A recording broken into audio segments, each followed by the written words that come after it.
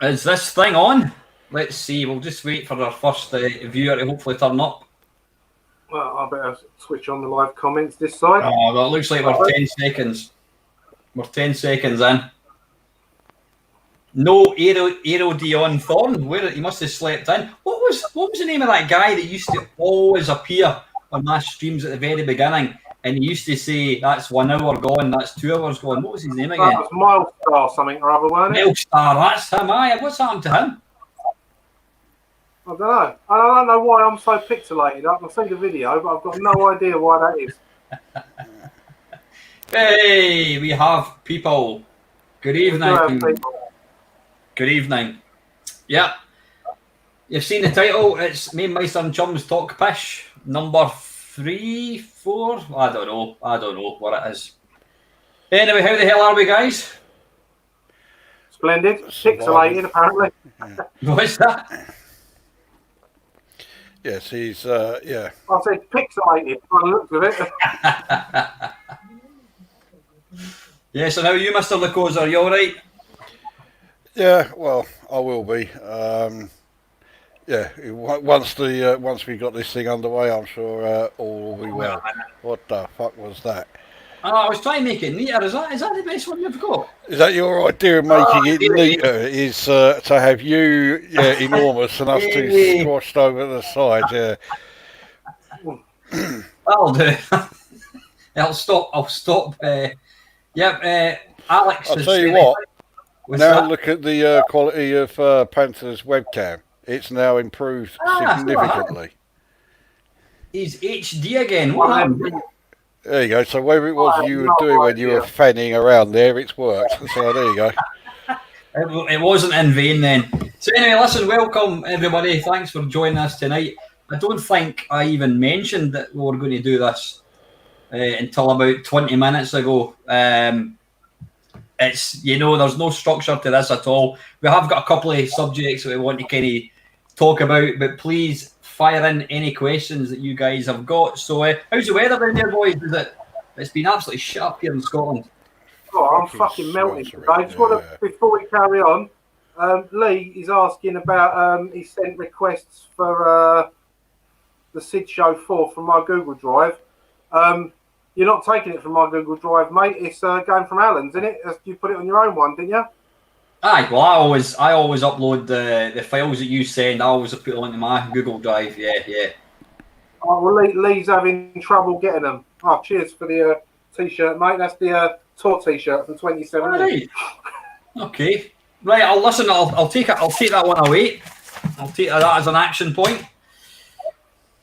This is actually action point. Oh, so what the fucking hell is this action point? I was actually doing an interview. I was actually doing one of these today for real. I was getting interviewed.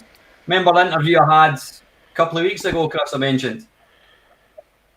Which Chris are you? Lukozer, so I remember I mentioned I had an vaguely, yeah. Yeah, well, that was part. Yeah, I had the second interview today, so went pretty well. And what I was really impressed about, the director said to me, "Go and move your head for a second." I'm like that. She goes, "Donkey Kong, I remember playing that." I'm like, hey. What did they remember the Vectrex? That's the sign of okay, yeah, that's the sign of proper retro fan. I don't want to work for you. What was that point I was going to take away? Yeah, my Google Drive. Anyway, listen, let's get things on the road. So, Panther, we're all tasked with getting one sort of subject, Kenny, to talk about. I'll let you kick things off.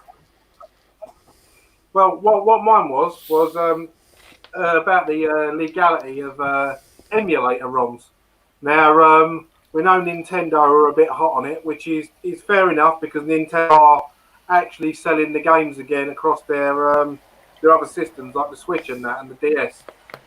But what about things like the fan-translated Japanese CRPGs that you cannot get anywhere? And then you've got other stuff like the Sega Mega Drive. Like a lot of the ROM sites closed because of Nintendo's heavy pressuring. Mm. Now, I can't go down the shop. I can't buy a Sonic Spinball. And if I can buy it in a shop, it's a second-hand shop or on eBay.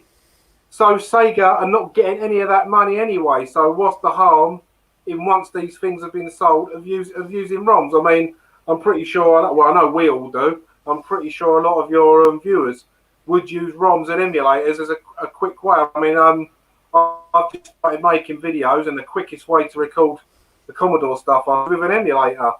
Or should I have gone and got myself an original of Rambo, loaded it up on the 64 and gone through all the hassle of feeding a real 64 into my PC to capture the footage? It's a grey area. I just wonder what you guys thought of that. Aye, It's a hotly discussed thing. I mean, it's been discussed for years and years and years and years and years. My personal take on it is exactly what you said, Panther. I mean, you know, if a game is cannot be purchased anywhere else, then what harm is it doing? I suppose Sega could theoretically argue, well, I mean, no, as we all know, they're bringing out new hardware, albeit some shitty little micro thing. But technically, I suppose there is still mileage in the Sonic thing. But you're talking about just games in general, aren't you? Yeah, I mean, it's like with MAME, for example. I mean, my mate and his brother used to have the Gradius 2 Vulcan Venture arcade board for their Jammer system. And it was Jeff at the time, and he had so many problems with one of the ROM chips on the Vulcan Venture board because it's like two boards clipped together. He was forever soldering and pouncing about with it. Now, when all those Vulcan Venture boards are gone, the only way to play Vulcan Venture will be through MAME or emulation, or, you know, if Konami bring out a arcade classic for the PlayStation 12 or whatever it is at the time. But until that point, the actual original arcade board will only exist as digital ROMs for the use in MAME. Mm-hmm, mm-hmm. What do you think yourself, Lukozer? Yeah, Lukozer, what's your kind of thoughts? I mean, you don't own, really, apart from your PC, you don't own. Am I right in thinking you don't own any like original hardware as such? No. So you're pretty much emulation all the way then, eh? Yeah. My honest answer is I've never really thought about it. I remember when Nintendo, came along and with their heavy-handedness and all this, and a load of emulation sites. But they didn't close. They just took all of their downloads away. So they may as well have fucking closed for all the good they were afterwards. I mean,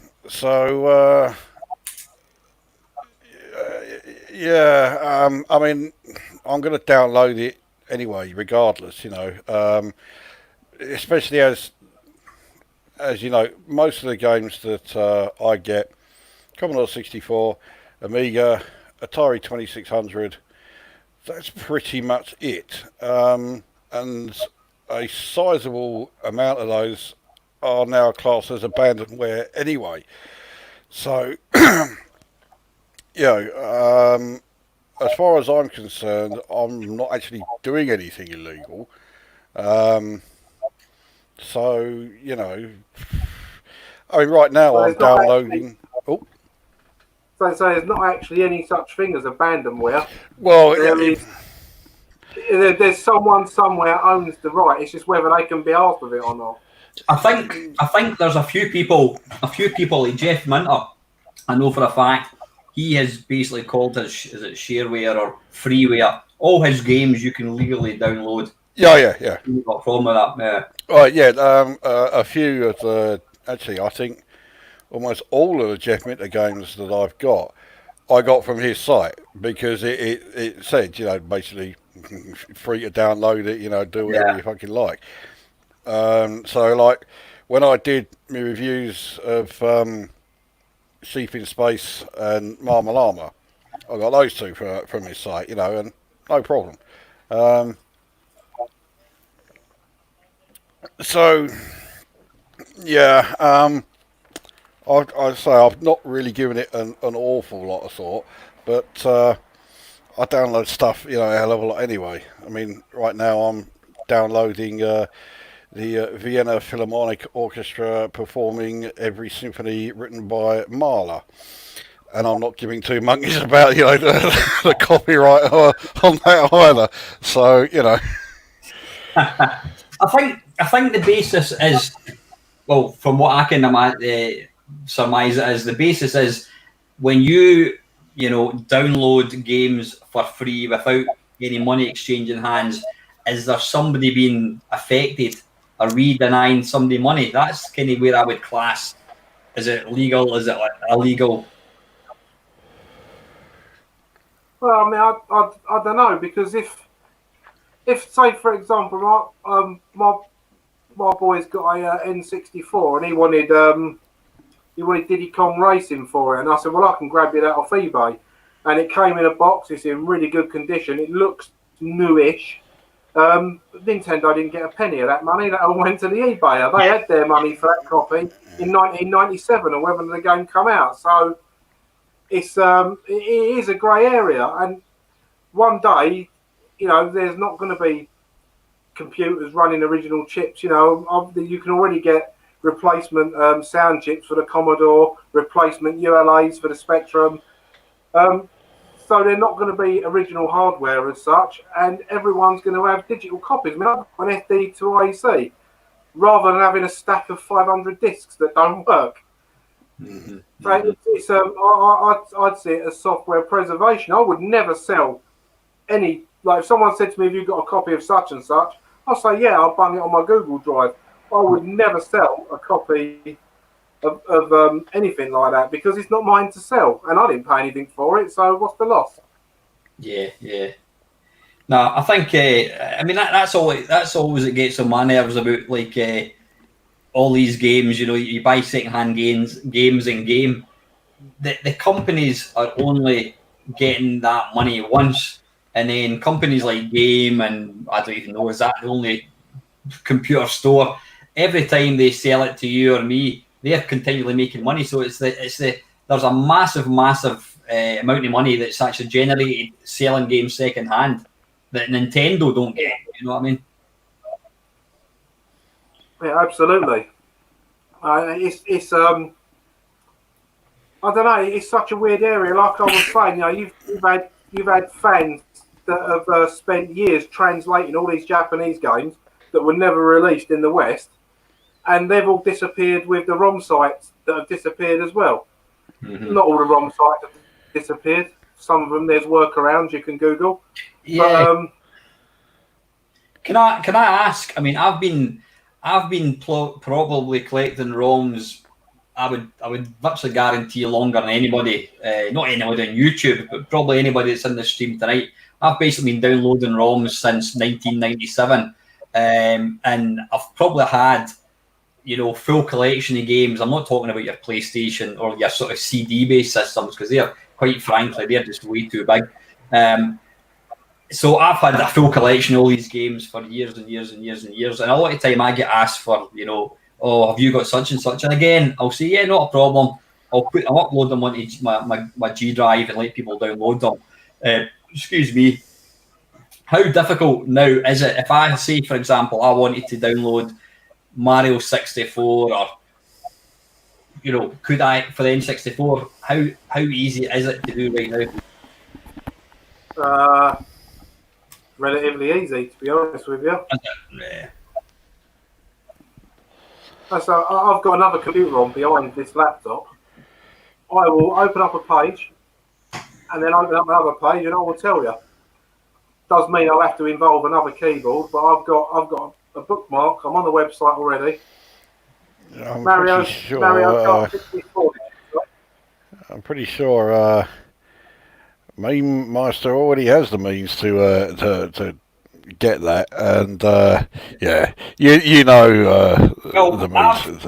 I've got there was a site that I was made aware of. I don't know, maybe 10 years ago. I can't even see the name of it, but it was taken down, and they had a very, very strict policy. If any system was still a commercial thing, then they did not host ROMs. It was only after it became non-commercial that they started to. So maybe like the PlayStation it would have to be 5 years after the last PlayStation was sold before they became they hosted the games. And I mean, that's where I got 99% of my collections. You can just go into that, download C64, whatever it is. I mean, I've got my game base. I've got about 40 odd systems with every single game. It's fantastic. But about, I don't know, maybe 5 years ago, it just disappeared, absolutely vanished. And it turns out that EA somehow found out that they had FIFA 96 for the Mega Drive on the site. Now, this was like 20 years after the event, and they basically put out as a cease and desist, and the whole site went down, which was, it was, I was absolutely gutted when it disappeared, because it wasn't just, a site for games. They would have books, they would have magazines. I mean, I've got something like 100 gig, probably more than that, of just magazine scans from all different, throughout the years, and you could download all these, episodes of like dodgy, TV, video games programs from like the 80s and that. It was a fantastic collection. It was the place you could go, and then it just disappeared overnight. Fortunately, it's kind of come back up, but you're absolutely sworn you can't share it anywhere. It's kind of through invite only, and it's brilliant. It's really, really good. But I've had my collection of things for a long, long time, I must admit. What about yourself, Lukozer? Have you got every game for the C64, or do you? No. All I download are games that I either want or I'm going to do reviews of. The last thing I want is to have, some 20,000 odd fucking games, and 19,900 or whatever of them I'm never even going to look at. So no, I just download them as and when I need them. Yeah. Oh, hang on, Fred Blogs. Oh, bugger, I've just had a Humble Bumble notification pop in. I'm screwing it.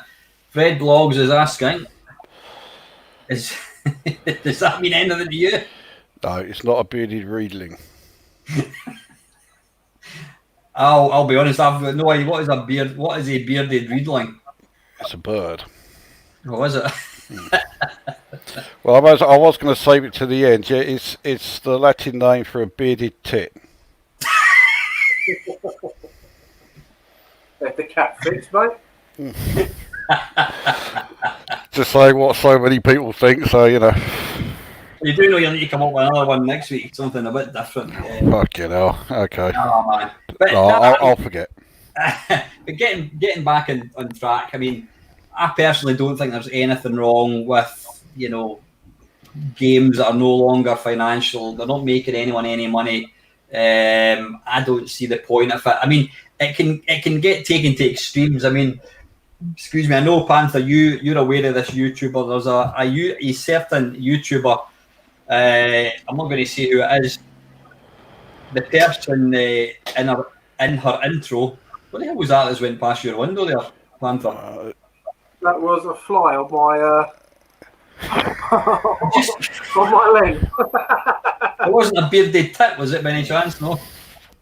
No, I'm still over here, so. I was looking down. I just saw something black going across the screen there. Yeah. But this YouTuber featured a character from a 1982 game. You know what I'm talking about? Yeah. Horace. I'd leave that one if I was you, because if that YouTuber had upheld her end of the bargain with the bloke in question, none of it would have happened. So I have zero sympathy for her. Absolutely not. So there was two sides to the story, but I think the point I was kind of trying to make was, it's although you think that something, well, that's from 30 years ago, there is always somebody somewhere who's possibly got a vested interest. I mean, I think is it not Mastertronic? I don't think if you go to not that Panther will ever frequent there. There's a place called the World of Spectrum, which is about a rather popular home computer from the 1980s, and I don't think they basically hold every single Spectrum game apart from Mastertronic, because I think they've kind of they've said, no, you can't host our games. Why? Right, well, first of all, au contraire, Mr. Stewart, because the emulator on my GPD XD uses World of Spectrum to play games. Aye. The only reason I don't use World of Spectrum is because I saw the shitstorm that happened in their Facebook group from a third party, and I want nothing to do with them. But yeah, their server's fine. I didn't realise they didn't have Master Sonic games though. Oh, I was just trying to think. A 1980s Sinclair computer. I can only think of the QL. Hang on, I'm just going to check. I just want to see that I'm not talking Pish. I'm sure Archive. I'm sure it's Mastertronic, where you can't get Archive. There we go. Positive, but yeah, I suppose I'll do it later on. I suppose you can only think, well, I mean, who owns? Say, for example, I mean, does somebody own all the rights to the Ocean Games? Do you think?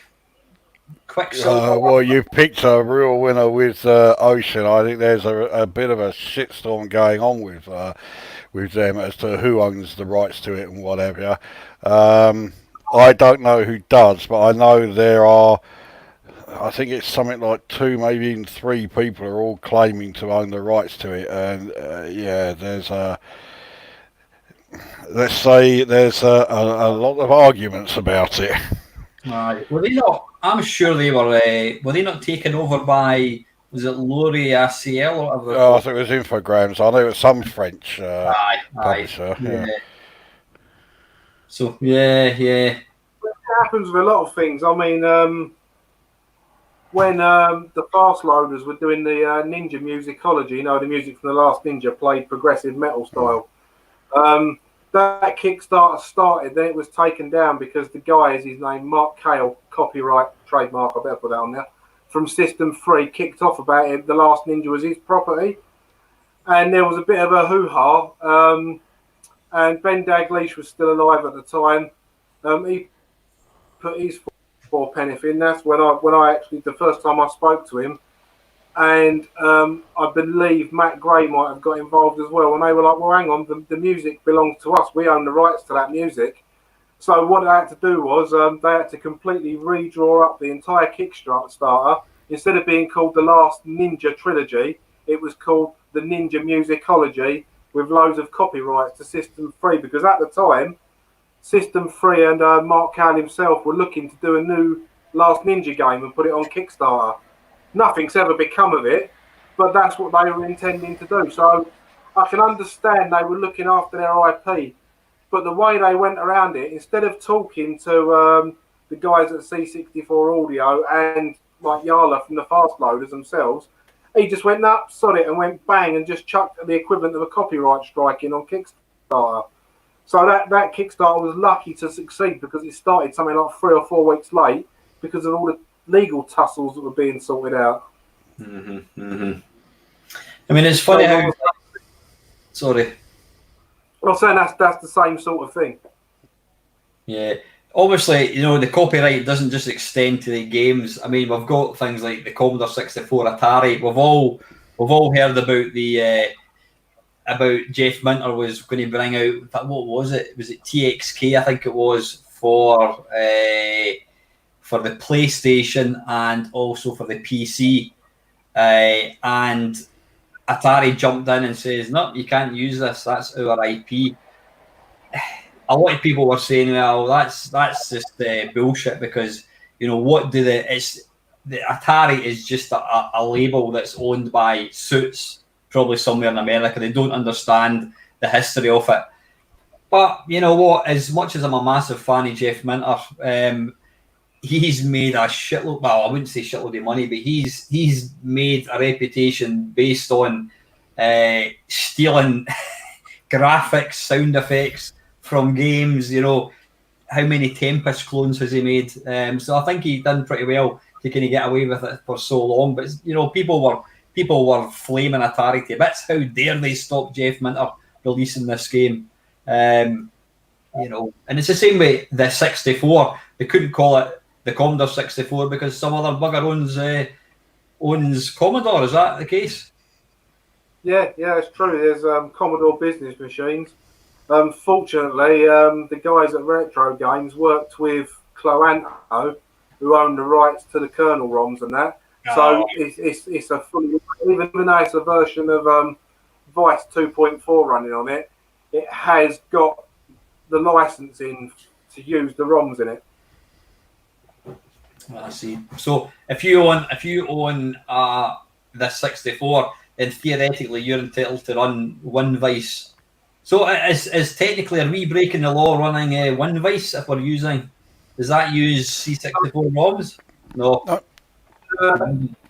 It does, but it's one of those grey areas. But I think what it is with WinVice is free to distribute, whereas obviously the C64 was not going to be. They're not going to give away a free keyboard and all the gubbins, so they've had to license it because they're selling the product. So they pay X amount to Cloanto, and then the 64 games that come on it. There's quite a lot of Houston, and there was a lot of Thalamus games on the Mini. So those are licensed out as well. So when you buy one of those systems, much like when you buy say the Mega Drive Mini or anything like that, they are actually licensed games. They're not just something someone's chucked on a Raspberry Pi like all those Dell boys you get on Facebook, flogging their Raspberry Pi for 120 quid with loads and loads of free stuff on that they're charging for. I know how much you love them out. What was it? What was the original Spectrum Vega? It was a horrible looking thing. It was a little kind of calculator thing with a big cable. That was no. I'm talking bollocks. I'm talking complete bollocks. So it wouldn't be for the first time. It was Elite Software brought out an app for I don't know if it was for the iPad and Android, and it was basically you and how did it work again? No, you know what it was? It was no, I'm trying to bloody remember. They brought out a recreated Spectrum, which was essentially it looked like a real Spectrum, but it was just a Bluetooth keyboard. But you used that with all the bundled games. There was Steve Wilcox, I think it was. What he did was he included all these thousands of games, and he didn't even bother to tell anybody that actually owned the rights to them, and he got into so much shit.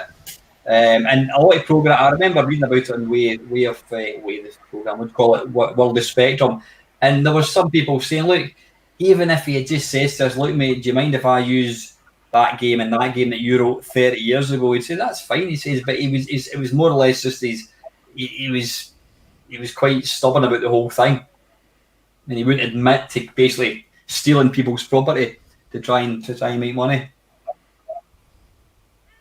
Yeah, there's been a few of them kind of charlatans over the years, isn't there, on the emulation scene, trying to make a bit of money off of other people. I mean, the guy, Matthew Smith, that did Manic Miner and Jet Set Willie, he's had the proper piss ripped out of him from people taking credit for his stuff. I think he's rightfully, whoever owns it now, I think Elite think they own it, but they don't. And I think whoever does own it now is actually saying that Matt Smith's all right. So that seems to have come back round for the good. No, that's good. That's good because I know that Matthew Smith never made a penny with what do you call it, Jet Set Willie. Did he not? No, he was interviewed at one of these retro events, and he said that he never made a single penny, which was pretty criminal when you think about it. How popular that game must have been. Yeah.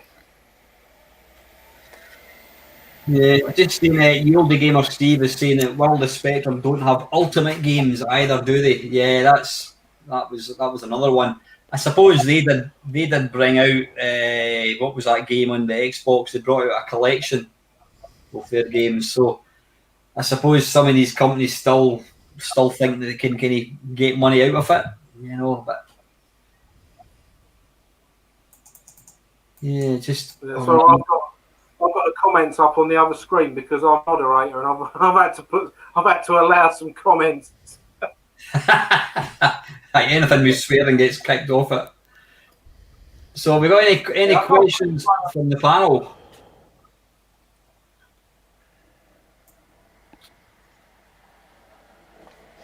I think there was a few nearer the start. Yeah, there's one here from the older gamer Steve.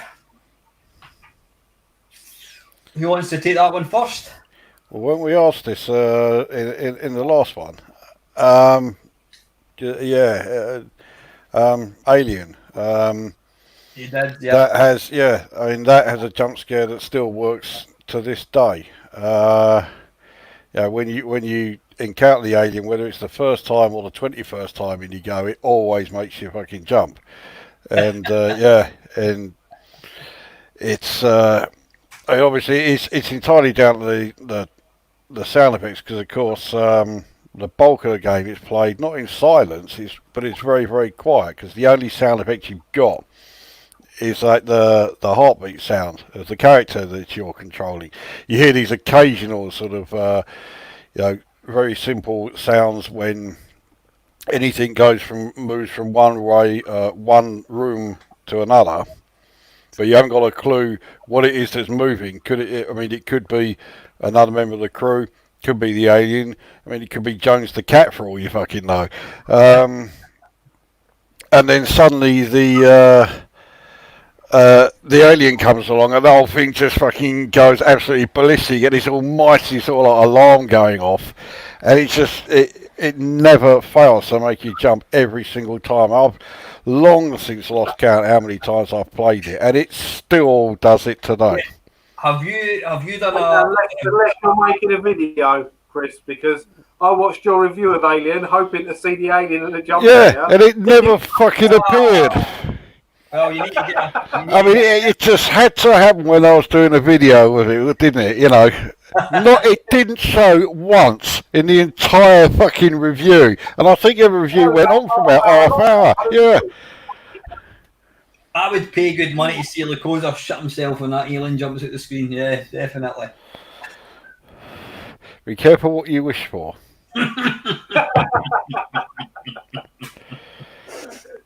Yeah, on that bombshell, Panther. Any game? I know we did definitely touch on this one a couple of weeks ago, because I think obviously Rescue Fractalis. Is there any game that you even 16? Nothing really springs to mind. I mean, the first game I can think of that made me go yay like that was probably the first Resident Evil on the PlayStation, when them dogs jumped through the window. To really make me jump, but I don't remember anything on the 8-bit. I mean, when I was young enough to be really made jump, I mean, I had my Spectrum then. Of course, it's not really known for its loud sounds. I was trying to think on the 64. I can't think of any offhand because I never played Alien.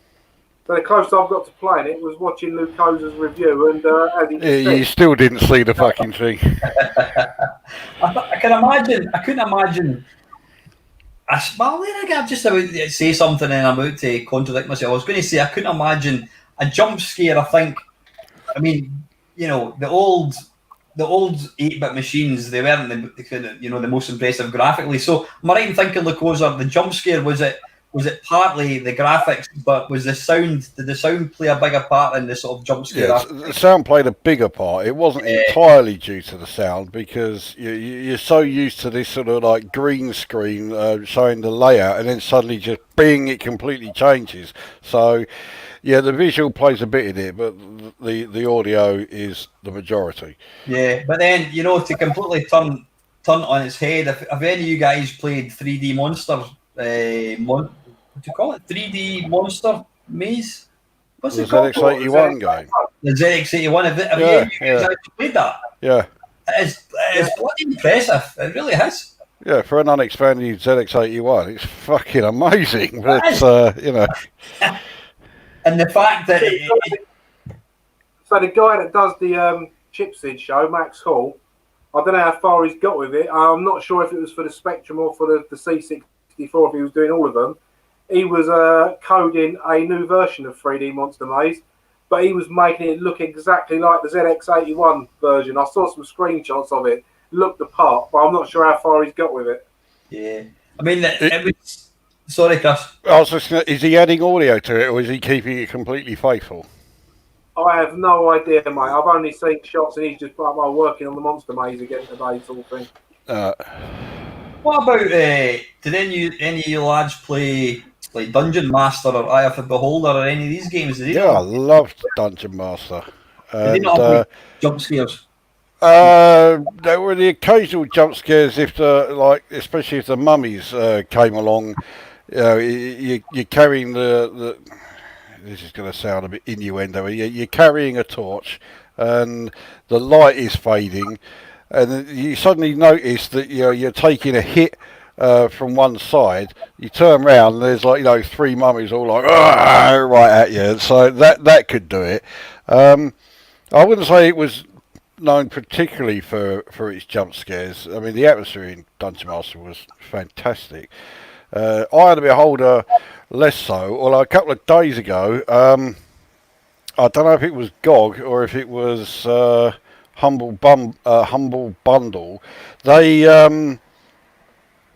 were giving away the PC version of Eye of the Beholder for free. So I grabbed hold of that, and so I'll be able to give that a go fairly soon. Fantastic. Have you played the new dungeon crawlers? There was two of them, and I can't remember the bloody name of it now, that were out on the PC a few years ago. Yeah, I'm trying to remember it. I've got it on. I've got the first one on Steam. I can't fucking remember the title of it either. Grimrock. Eh? The Grimrock games. That's it. Legend of Grimrock. That's it.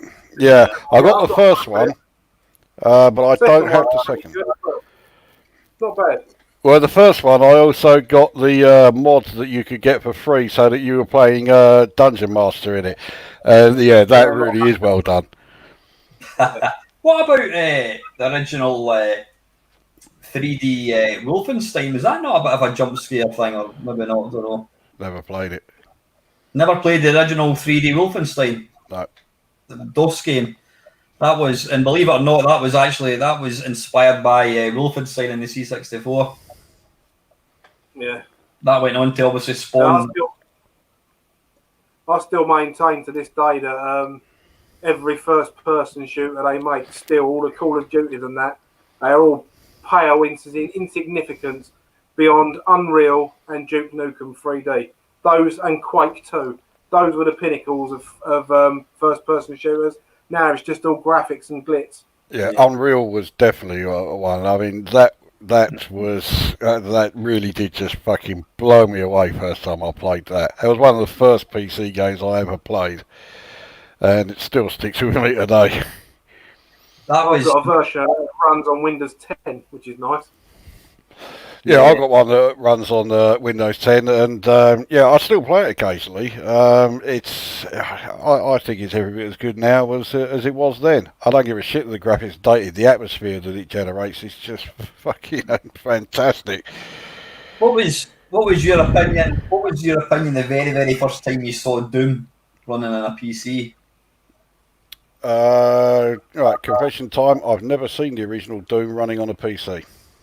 Really? Never saw it. I've seen it running on Christ knows how many other systems, and every time I saw it, I thought this game looks like it could bore me into a coma within 10 minutes. But yeah, never seen PC one. Yeah, how long ago was that then, Lukozer, you saw it? Oh, it was in the 90s. So, yeah. Aye, interesting. What about yourself, Panther? When did you first see Doom running? Oh, I saw it running on an old DX266 my mate had, and I thought, you bastard, that's going to kill the Amiga. And I was right. And you were right. No, I mean, I remember I had my 1200. Had everything, 2 disk drives. I just thought I was the bee's knees with the Amiga, and then my mate phoned me up and said he just bought this PC and it cost him like $2,000. And I went up to his house and he had this humongous, like 19-inch big monitor, and he loaded up this thing called Doom, and I was just like, that's incredible. And I mean, I must admit, I absolutely caned Doom 2. When was it Barons of Death, the big kind of rhinoceros looking beast bull type things? That was There was some jump scares in with that as well. There's a lot of kind of surprise elements in Doom, but I can't believe you've never actually played it, Lukozer. Doom was never interested me. The only time I ever played it, I acquired a version of Doom 3 around the time when everyone was going mad about it. And I always remember everyone was saying that the graphics looked fucking amazing in all like the preview screenshots. And I remember thinking, no, they don't. There was some in particular that I thought looked utter shite. And so I thought, well, okay, I'll give it a try and see, what all the fuss is about. And of course, the vast majority is played in total darkness and you can't see a fucking thing. And yeah, I got bored with it within about 10 minutes or so. I mean, that seeing Doom, that was the game that made me want to buy. At that point, I thought, I need a PC. I need to have this game. Again, it's a bit like showing a 16-year-old. I don't know. We were talking about it a couple of weeks ago. Space Invaders. You show a 6-year-old Space Invaders, they're going to go, that is shit. It's dull, it's boring, it's black and white, it's just repetitive.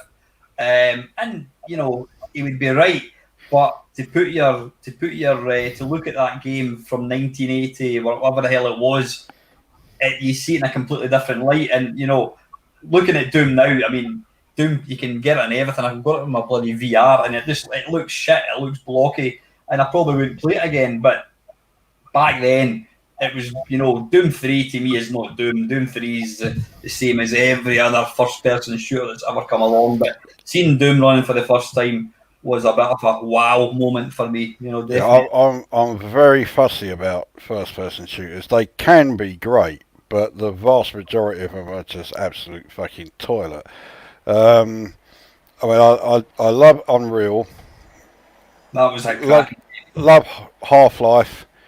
Half-Life 2 hasn't aged very well, but it's still pretty good. Unreal Tournament. Yeah, it's it's multiplayer, really, isn't it? Yeah, I mean, okay, you can play it against bots, but it's too fucking easy. The same with Unreal Tournament 2004 that came along, and then you had Unreal Tournament 3, which tried to sort of implement a sort of storyline into the Unreal Tournament actual gameplay mechanic. It failed miserably. It just didn't work, and the less said about Unreal 2 the better. So yeah, there are a few first-person shooters that I do like, but the majority of them I just couldn't be less interested if I tried. The only game I remember seeing on the PC that actually impressed me to wanting one, because I held out, I think my first PC I got in 1998, and I was still using my A1200 as a main computer until late 99. But back in the early to mid-90s, I had a friend called Paul, and he had more money than the rest of us because he was a manager, and he had a DX4100, which was like a state-of-the-art PC, and he had a version of Formula One Grand Prix on it, which made the Amiga one look like you were sliding bricks through shit. It was unbelievable. That was the only time I thought I really want to get a PC, but I didn't have the money for one then, so I stuck with the Amiga, and I had an A1200 with a 030 accelerator board in it. My Grand Prix experience was better than it was on the A500, so it worked too bad. That PC version, was it the first F1 Grand Prix, or was it Grand Prix 2? I think it was the first one. Oh, okay, I've never seen that on the PC. I think Grand Prix 2, which I think was PC only, I don't think there was an Amiga version of that. That, to me, is the best version of the Grand Prix series that came out. That is a fucking decent racing game. Was that Jeff Hammond? Yeah. It could well be. we're going back sort of like 25 years in trying to remember.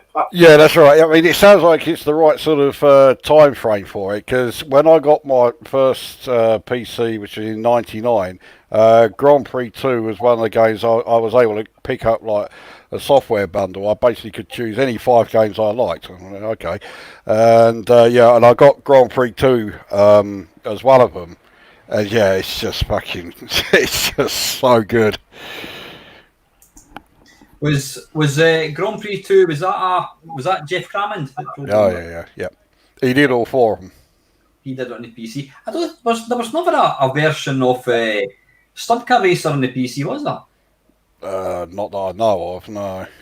Yeah. There might have been, actually. What's that? There might have been. I thought there was. I'm not aware if there was, actually. Yeah, what was I going to say? I've completely forgot. You know when you're listening to somebody talking, you go, right, I want to say that, and then and then you forget, yeah. Completely forgot. Oh shit! And then you become aware that the person's starting to kind of slow down. Think, shit, I better remember what it was I was going to say, and I can't for the life of me remember what it was. No, there was a DOS version. There was a DOS version of Stunt Car Racer. What's that? Okay, I've never seen it. Wikipedia. It come out on the 64, the ST, Spectrum, DOS, Amstrad, and Amiga. So, and the best 8-bit version was the Commodore 64 one. Actually, did vector graphics faster than everyone else. Yeah, 64 version is fucking great. Anyone who says the 64 can't do vector graphics, look at that game and then try telling us that. That's great. Can I just chime in here? Anybody on Discord, get off bloody Discord and get posting questions in here, because all I've got is blip. That is precisely why I thought setting up a Discord account was a crap idea. It seems to have gone down pretty well, I must admit, though. I need to figure out how to turn off notifications. Right, before any of you guys talk, I've remembered what I was going to say. Do you know what I miss most of all about early PC gaming? Do you remember when, memory was, what, in fact, Lukozer, you'll be the man to tell me, why did they only have 540k? What was the reason behind that? Can you say again? I didn't catch all that. What was the reason? Why did the original PCs only have 540k? What was the significance of that? Was that deemed a huge amount of memory and nobody would ever run any more than that? 540k, I have no idea. If you're talking about PCs, I didn't get one until early 99 and my one had 64 meg. So I had no idea about the 540k limit. Was that, would that have been a 16-bit processor? You're talking about the 640k, weren't it, you're talking about? I'm talking about in DOS. Yeah, 640k. That was the basic. Before you added, it was the equivalent of chip memory. I'm pretty sure it's because they didn't think you'd ever need any more than that in 1980, whenever it was that they come up with it. Yeah, Lukozer won't obviously really. He'll not relate to this. But one of the things I loved, because the memory was so restricted, some of the games you had to try and maximise the amount of memory that was available, and there was little, I was going to say apps, apps are a thing for a phone, but there was little programs, I can't remember for the life of me, was it Mem Plus or something, or Memory, whatever it was little programs, programs you had to run, and it would give you access to like the higher memory. We used to try and irk every single bit of juice out the machine, and it was the same when I got the Amiga. What was the game I was looking forward to getting? Street Fighter 2, and it was neither good nor was it horrendously poor. It was just very mediocre, and it was so slow. And I remember I got a disc where I could boot it into like 60 frames a second, 60 megahertz, and it allowed you to get an extra like 12% speed out of it. But the lengths that we had to go to back in the day to try and irk every little bit of processor speed out of your machine just to get one game to load, it was mental. It was mental. Right, Colin's off to drive to Cardiff, so see you later, Colin. Cheers, and Scott. Del boy, Del says he can answer if we mean PC. We do mean PC, Del. Type it in and we'll put it up on the screen, mate. Yeah, I've found out that Del Boy's a bit of a whiz kid. I think he's a bit of a programmer as well, so good stuff. Any other questions, by the way? We're kind of, I know we're sort of completely glossing over it. Yeah, we've done Ye Olde Gamer Steve. Right, here's one. Blimey, Hey? Steve's Retro on YouTube. Blimey. Right, I've never heard of this one. Death Stranding. Is that a typo? Is it Death Standing or Stranding? Whether it's a typo or not, I've not heard of either of them. That is the newest game by Hideo Kojima, the guy that did Metal Gear Solid and that for Konami. I do know the game. I haven't played it. My boys played it. It looks like you're just walking around delivering parcels, from what I can make out. Sounds riveting, yeah. So is it? I take it must be a current game. Is it a Steam game or something? You know as much about it as me. I've never heard of it. I must admit, Highlander. You know what I did? Del's put an answer up to your 640k thing, Al. Ah, right, okay. Right, I'm going to have to jump all the way down here to have a look. Or can you just read it out? Because I don't want to kind of... Okay, well, Del's put... it goes back to old 286 processors, and then it's scrolled off the screen. Hang on. It goes back to old 286 processors, and before boards had banks of RAM, and so base RAM was 640k. When RAM went into 1 meg and above, it was called high RAM, and it had to be addressed differently. There you go.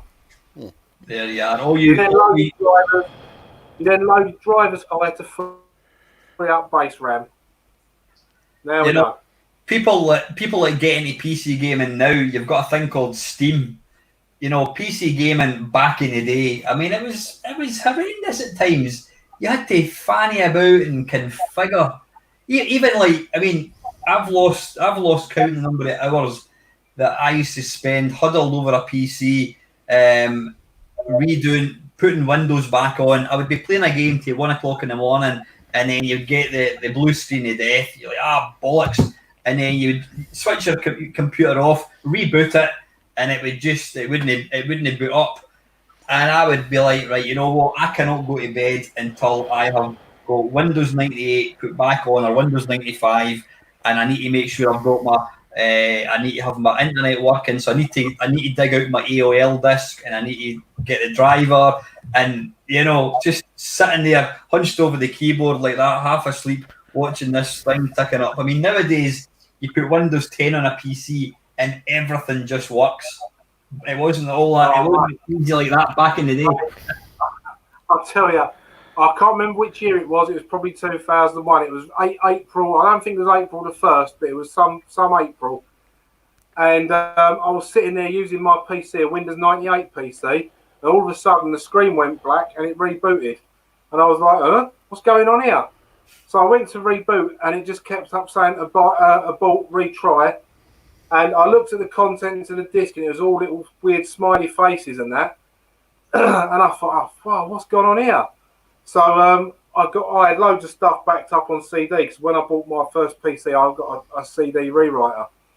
So I go to bed that night. Mrs. and the kids were all asleep, and I sat up all night, redone my PC, switched it off, went to work, came home from work, turned it on, loaded Windows, did the same thing again. I was absolutely fucked. It was a dated thing. It was called the CIH computer AIDS virus. It only activated between certain times on this April, and it wiped out my system twice because I didn't know what it was the first time. And my mate who was alive at the time, I used to do my PC stuff with, he did exactly the same thing. So it caught out two of us, and that's why I hate people that make viruses. Mr. L, you must have a few. Obviously, I know you kind of had a bit. You were fixing computers for a living. You must have had a few kind of experiences with things like that, did you? I've never had any sort of like real major problems with my own, apart from at the moment where it keeps fucking shutting off. Mind you, with that, I mean, I think I've got the bit that I need to get it sorted out. The old batteries. I just got to put them in.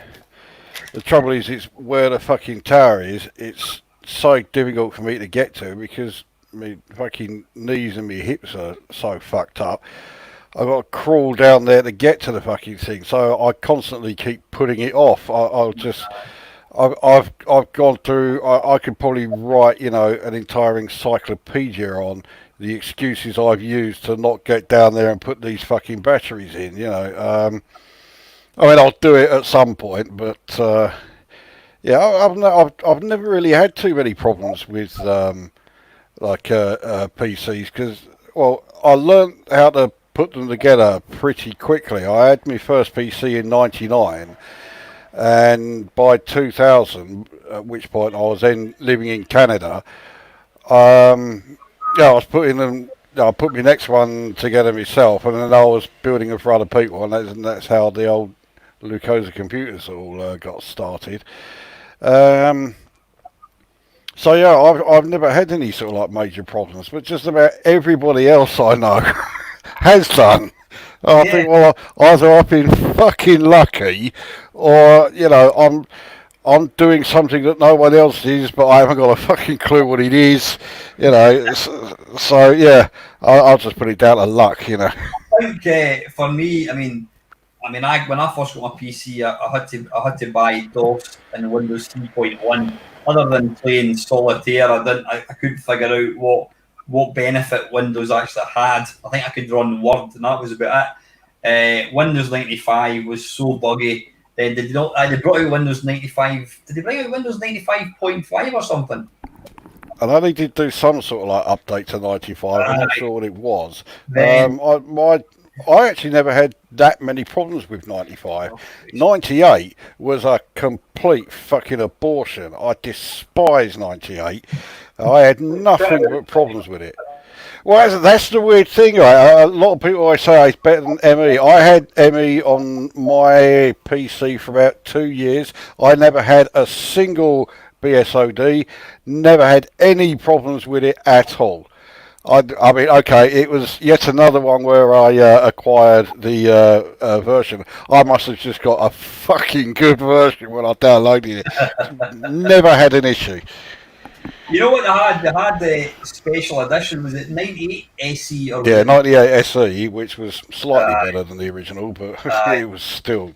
I thought that when 98 came along, it started to stabilise, and then when I got a new graphics card, whatever it was, it would just you'd be in the middle of playing Doom, and it would just go blue screen. Fuck's sake! And just what you were saying, Panther, there were a couple of times where I sat up till the early hours of the morning, installing everything, and I wouldn't just be content with getting Windows. I had to have my modem installed. I had to have Word installed. I had to have my whatever it was. Bloody Command and Conquer. I had to have all my. Well, I didn't MAME. Was MAME a thing by then? Yeah, it was. Yeah, I had to have everything set up exactly how I wanted it. And then, I thought, great, I can go to my bed. It's 4 o'clock in the morning. I'm up in 3 hours.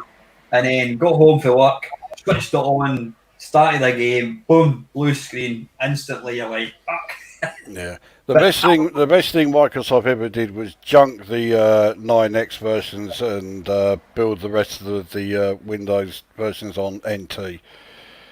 I couldn't have done that soon enough. Yeah, I went through a phase. I mean, what do you call it? I had 98 Special Edition, whatever the hell it was, and then I ended up getting a copy of Windows 2000, and that seemed to be quite reliable. 2000, I think, is the best version they ever did. Aye.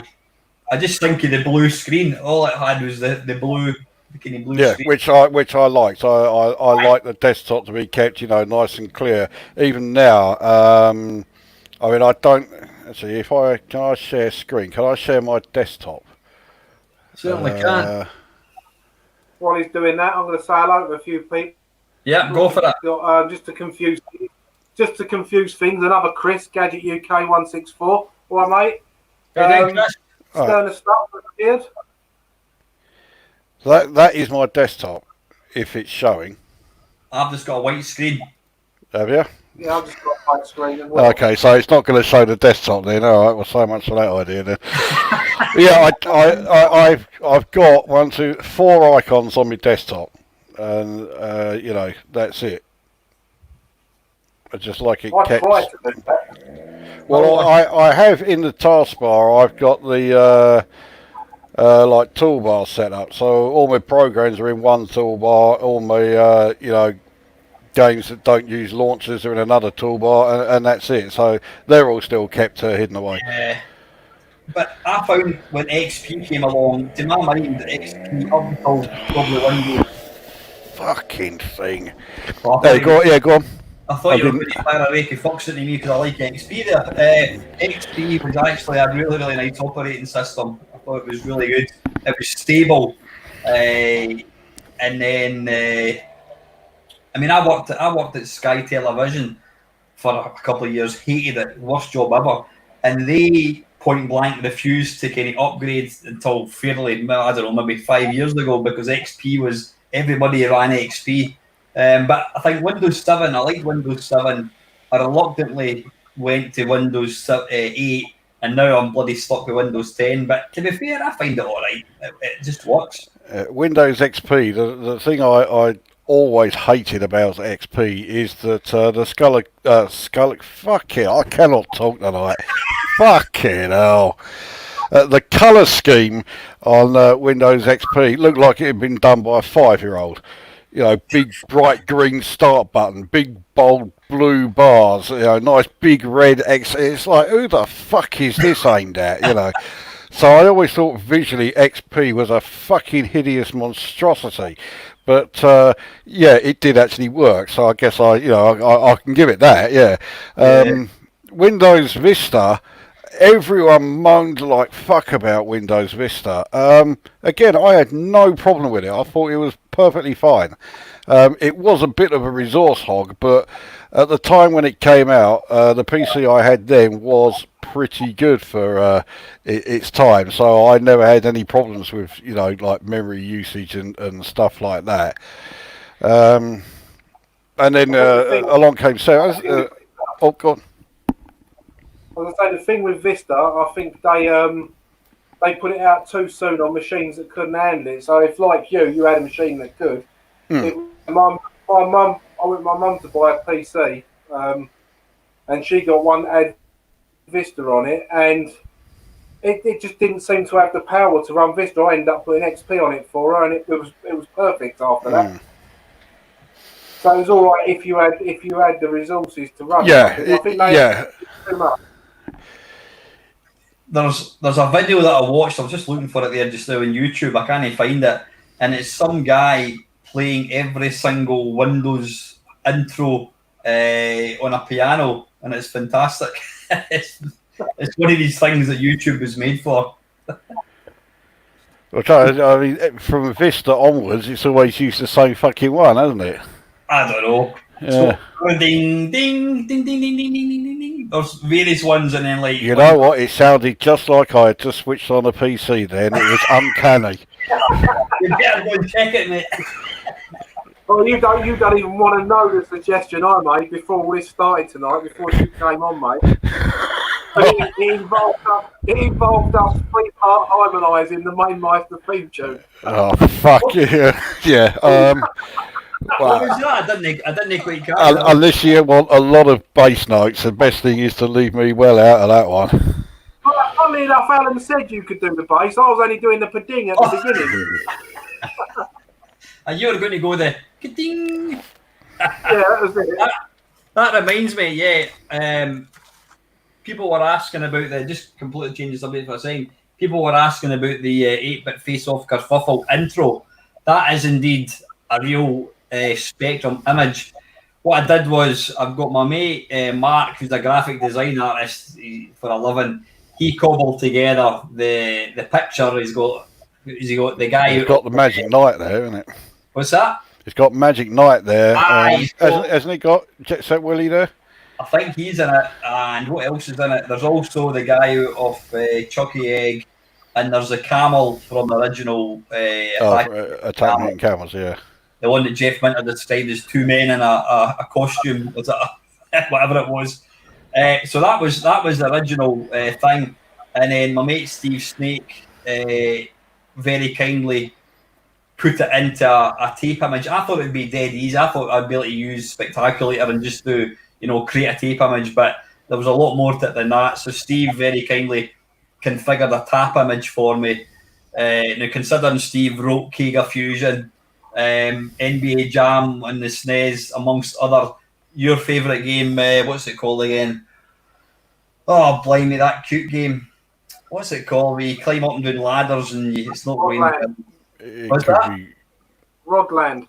Rodland. He did Rodland on the C64, and it's probably about the best arcade conversion of the C64 there is. But anyway, I'm sure it is. Yeah. Best arcade conversion on the 64. Fucking Rodland. Yeah, all right. I'm sure I can find one that I think is better, and I'll tell you, I bet I don't have to look too long either. But anyway, so yeah, that was, so it was original. It was the graphics were done for my one mate Steve put the tap image. The only problem is when I loaded it in real time, it took about a minute. So all I did was I just sped it up. And in fact, somebody did actually comment that. He says, "Have you sped that image up?" So yeah, it is indeed a real Spectrum loading it. I couldn't do it myself, but I love it anyway. So. Right, we've got other questions. I did have a question highlighted. Hang on a wee second. Right, here's one from Refraction PCSX2. Alex. Well, loading times. See, did that bother you? I don't think it really bothered me. Well, it did before the days of loading music. If I thought, okay, I'll play The Hobbit, I'll start tape now, and in half hour's time, I can actually play the game. So yeah, that sort of bothered me. Yeah, people talk about, people constantly talk about, the C64, 25 minutes to load, and then it would crash. I don't think generally the C64. I think the Spectrum would load a game and then crash, whereas the C64, it just wouldn't. It would be sitting. I mean, the original C64 games, there was no turbo loader. There was nothing to indicate it was loading other than the blue screen. Like that. That's 35 minutes gone. Yeah.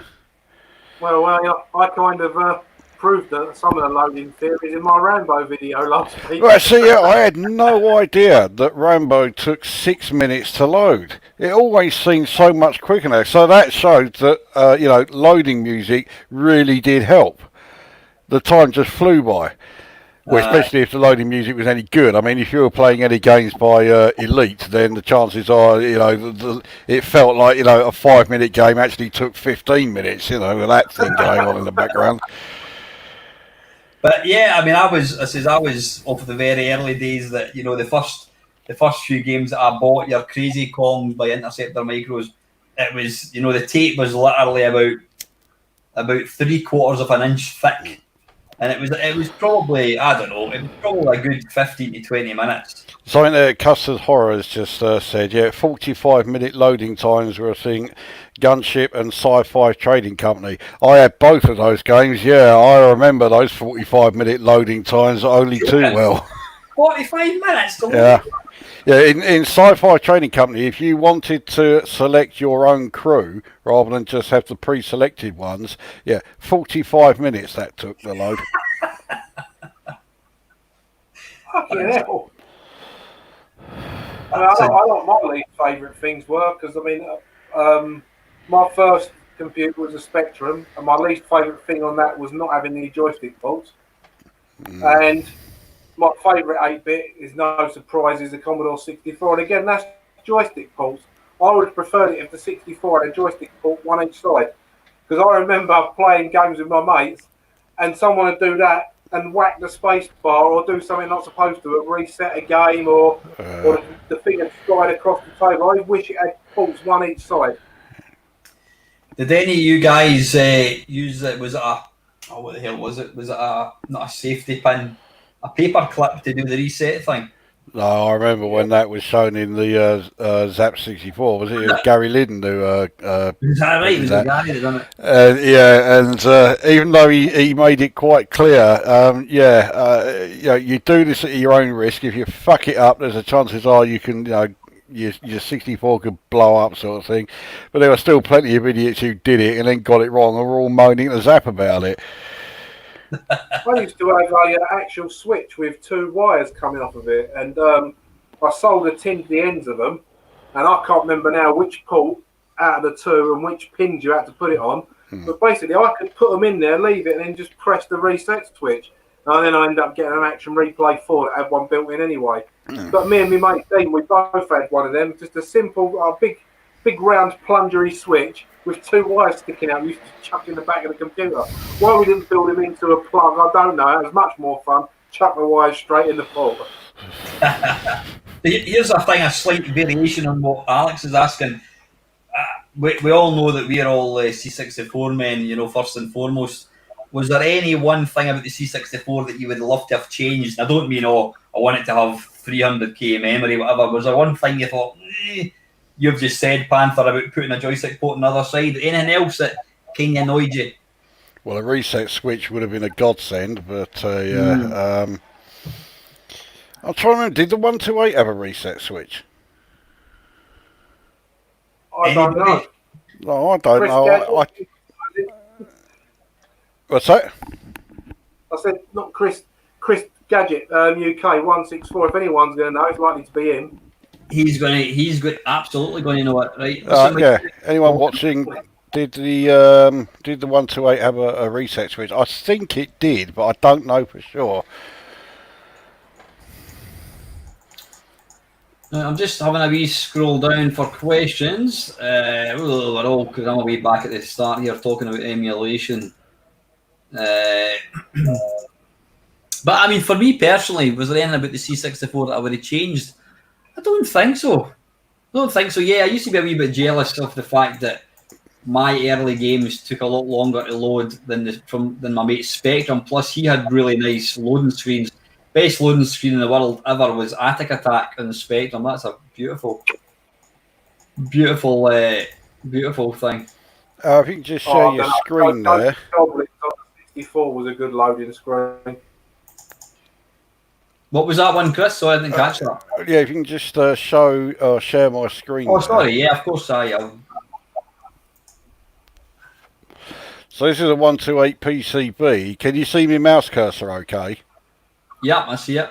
Right. Yeah. Well, I think that is the on-off switch. I think that might be a reset switch. Yeah, it might well be. Yeah. Oh, So it does look like it. It does look like it has one.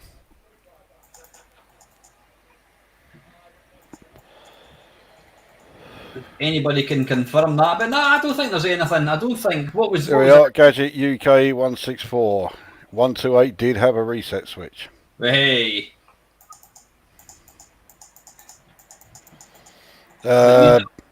Scott Brion, if he's going on about changing to 8-bit computers, a better, more user-friendly BASIC would have been a better choice for the C64.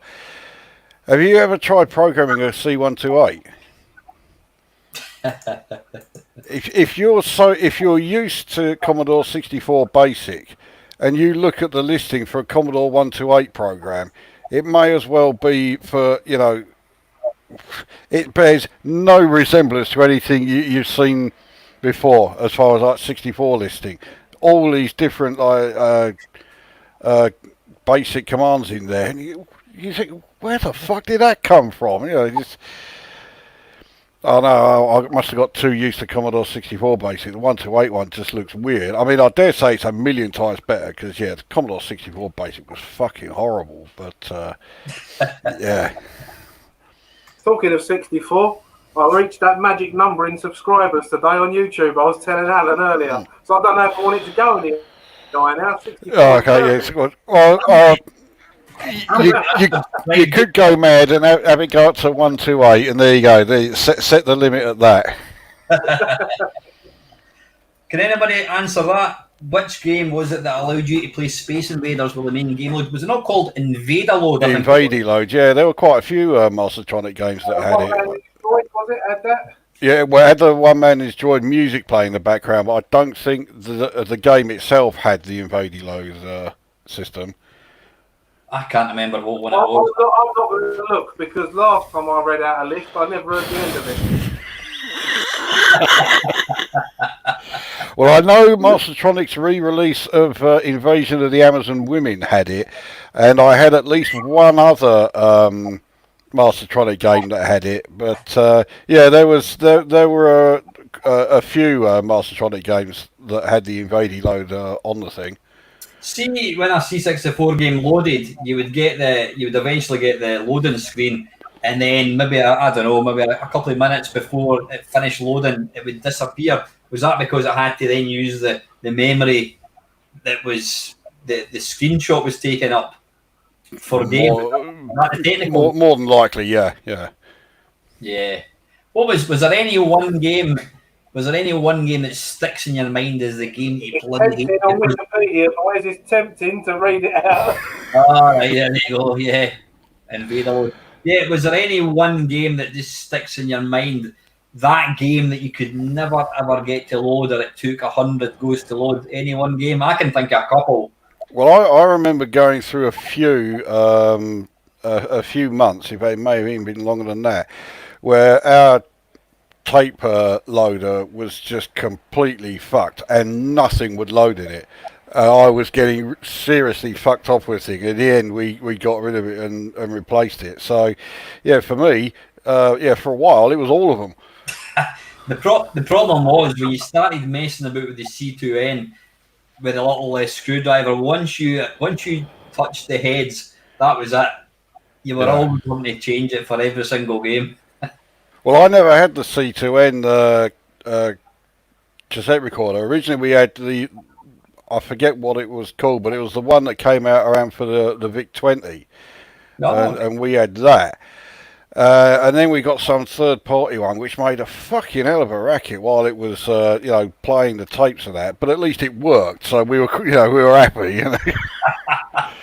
The one game that sticks in my mind was Cavalon by Ocean Software. I remember I just had no end of problems. I think, did it use... No, it wasn't Pavalode. No, did it use Pavalode? I think it might have used Pavalode.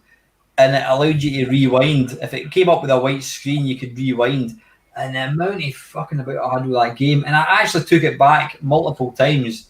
And I just constantly had issues with it. And the weird thing was, it became one of these games that I was absolutely determined to get working. And then when I did eventually get working, I thought, I'm not going to play this. But I was quite happy that I could actually load the game.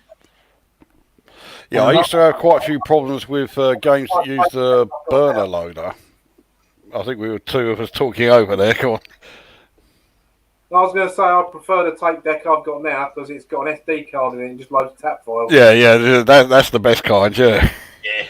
No, I used to have a lot of problems with the burner loading system. That was horribly unreliable. About the only fast loader that worked every time for me was Novaload.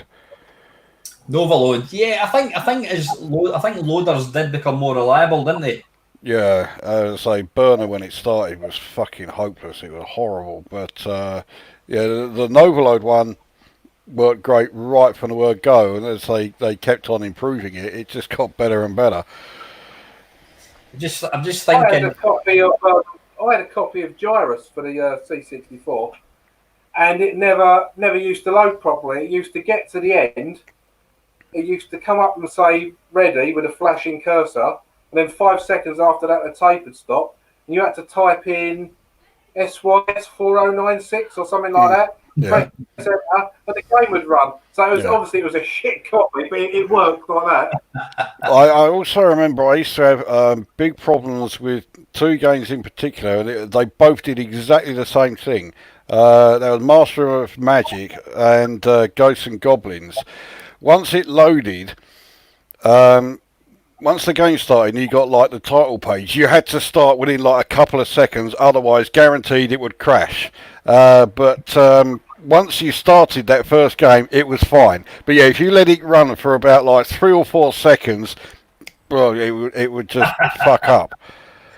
That used to annoy me.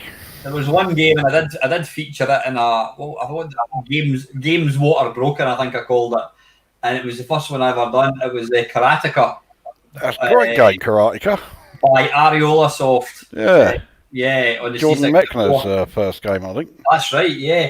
And I mean, it was an impressive game, yeah. To be fair, the C64 one ran dog slow. Don't know why, because it was sprites, but it was really slow. I think it was programmed to be a bit slow, so that the fighting wouldn't be, how some of those fighters, think you are kung fu when you're fighting pole. That used to fucking drive me mad, that thing. Yeah. So in order to avoid anything like that happening, he deliberately slowed the thing down. Yeah, but that game was horrendous because have you played the Panther Karateka? Yeah, it's right, because it's a great game unless you're a Wally and you go backwards at the start. Let's say everyone has done that once. You just instantly start. Yeah. Reload the tape. It's a lovely looking game. I mean, that's a game that when I first saw it was like that's running on a computer in my house. It's so very good. cinematic. Really cussing with a bloke with the eagle on his arm, giving it all that. Yeah. It's fantastic. Yeah, and when you're running that way, the other guy's running that way, it keeps cutting between. Really clever. Chris is asking, did any of you guys suffer a broken joystick, i.e. stick broke completely off? For me, never happened. Never happened. That never happened to me. I mean, I had plenty of broken joysticks. That's because I was always stupid enough to buy fucking quick shot 2s. But I never had it where the actual stick broke completely off. No, I had one off a quick shot. You know the grip on a quick shot 1. You got the button on top. I had one off and the grip fall off, but where the screw thread just cracked out after years. But I don't think I ever snapped it. I just put it back together with fatter screws, but not completely off. No, I mean, I used to absolutely cane my joysticks with joystick wagglers, your decathlons and that. So if anybody was going to have a broken joystick, it was going to be me. But I've got to say, never had that problem. But then, like I say, is it? These bad boys, there was that much play in it. Built to last. 40 years old and still going strong. I could never get on with that joystick. I could never remember the name of it, but yeah, I remember. Which one? Wickel Boss. Okay. I knew someone who had it. It always felt horrible. I much preferred the Kempston joysticks because there was so little movement in it, and I found I could be a lot more precise with it. But the joystick I actually used on my 64 for the longest time, and it survived the whole way through the lifetime of 64, was one of my old Atari 2600 joysticks. They're not bad, they're a class. They are fucking good joysticks, them. I know loads of people out there think they're shite. No, they are fucking great. Built to last. I like the Comics Navigator. What's that? Was that the one that you held in the hand? Had the little joystick on the top and the fire button that you pressed underneath? Yes. They were quite good, those. Like a trigger button. Yeah. Yeah. That was pretty good. Yeah, they were great. I mean, they're ugly looking things, but they worked so well. There were some absolutely horrendous joysticks that came out over the years, right enough. Most of them were absolute pants. Oh, did you ever have that Terminator joystick? It's literally a Terminator's head with a button on the top. Oh, that thing, yes. I remember seeing it and I thought, yeah, I'd rather burn my face off than buy one of them.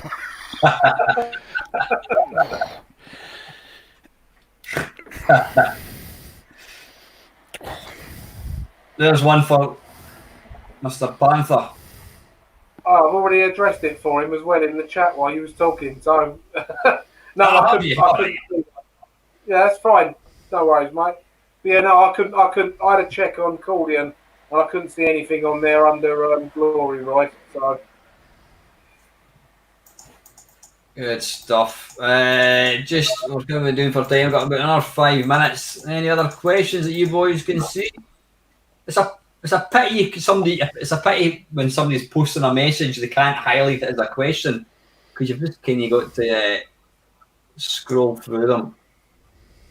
Scott Breon had a Suzo arcade. What the bloody hell is that? Never heard of it, but I do like his avatar. Archon is a fucking superb game. It is. It's well, I don't want to say too much, but yeah, it's a game. Yeah, it's worthy of playing. Absolutely. You saying that? I think I've got to change something on my list. We're two there. We're all right. I've got it as well. Yeah. Funny how sorry, what's Alex? I don't like how stiff the Atari joysticks were. Yeah, that was the reason why I liked them. Because I found the fact that they were so stiff and there was very little like movement in the stick itself, I was able to be a lot more precise with it than I could with those that had a lot of give, like that one you showed a little while ago. Yeah. The thing about the Atari joysticks will forever be the joystick picture that people associate all retro gaming with. Oh yeah, definitely. Atari joystick. I mean, for many years it was he's up in his bedroom playing the Atari, whereas meaning the Commodore 64. Yeah. Don't think there's any other. Yeah, I love the Quick Shot 2, Zipstick 2 from Lee Williamson. Zipstick. Oh, that's the. I didn't like the Zipstick. That's that black thing with the yellow buttons, wasn't it? The Zipstick. Yeah. Now, hang on a second. There's Sterner stuff has just said that he uses the Mega Drive joypad for the C64. I'm sure I read somewhere that you could actually damage your C64 doing that. No, I don't know anything about that. Yeah, you can do. I'm sure Gadget UK 164 will be able to back that up. Same to do with the way it's wired. If you press a certain direction and a certain button, you can fry your CIA chips and possibly your SID as well. Is it? Yeah. Here's a thing. Does plugging your joystick into C64 when it's switched on, does that affect it? I've been doing that for years and it's never affected it. Never affected my one. It can do. Probably not. It's probably worthwhile switching off. What's that? Say that again, Panther? I said it can do. That was weird. So sorry, I was just looking up on the screen, and there was a message that Chris put up that said you can kill the CIA, meaning the CIA chip, and it was highlighted as a held back comment. So there you go. You've got to be careful what you say about the CIA as well. Now. What's this? Shinobi. Those Atari sticks were bad. But having a thumb destroying in television, I have nothing to say. No, the Atari sticks were great. I still do use them from the time. What were in your opinion, what was the worst joysticks that came out? I mean, controller-wise, was it the Atari 5200? I know you're a fan, Panther, of that. It was like a. Was it the thing where you could twist it so it was like the paddle and the joystick in one controller? No, this one's just the joystick. It was like kind of long and it had this square. It looked like a kind of gear change in a car. Yeah, no, it's not square. The one I've got is round, but it's only certain games I like that, and it's good for driving games. It's not good for everything. But of course, I've completely restarted mine out. A joystick that was really bad. The Quick Shot 9, was that the one with like a big brown tip with the two buttons on it? It was like a trackball, but it weren't a trackball. It was like micro switch, and you had to do that with your hand. I see. I know the one you mean. Yeah, I've never used one. I just saw it and I just thought, no thanks. I had one for my Atari ST. The only thing it was good for was when you were playing Xenon, the first one. To change from the ground to the airship, you just had to go like that really quick, that's the only thing that joystick was good for. So the only thing it was good for was for playing Xenon. I'm glad I never went near that thing then. I fucking hated Xenon. I wasn't a fan of Xenon either. Nah, just too damn difficult. Somebody was saying here, I did see it, I don't know what happened to it, was saying that apparently the power, where the bloody hell is it? The power in a joystick is passive or something. I can't see what it was. Yeah, there you go. Joypad is passive powered, so can't break anything. That doesn't mean anything to me, but basically you're saying you can't break it with unplugging it in and out. Okay, I'll take their word for it. I haven't got a clue what. So there you go. And Paul Patrick is saying Coleco joysticks are pretty bad. Yeah, they weren't the greatest. They were definitely not the greatest. So anyway, listen, guys, that's 9 o'clock. I'm going to have to bail out. So that's an hour and a half of us talking nonsense. I think we didn't even touch on my subject and also Chris's, but that's for another day. We can pick it up probably maybe a couple of weeks' time, gents, if you're up for it again. Yeah, whenever you like, mate. Fantastic. So listen, just want to say thank you to everybody that's joined in tonight. Always appreciate everybody taking time to listen to us old codgers talk pish. And just remains for me to say thank you very much for watching. Till next time, take it easy. See you later. See you guys.